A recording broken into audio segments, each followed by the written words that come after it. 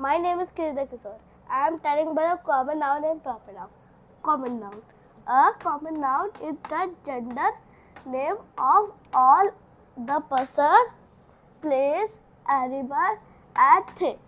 For example, book, pen, toy, boy, girl, man, shop, etc. All these are common nouns. Proper noun. A proper noun is the name of the particular person, animal, place, or thing. They always begin with capital letter.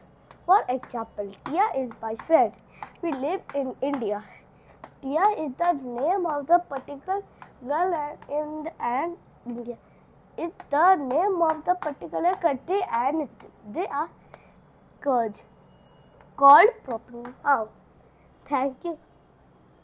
Subscribe, like.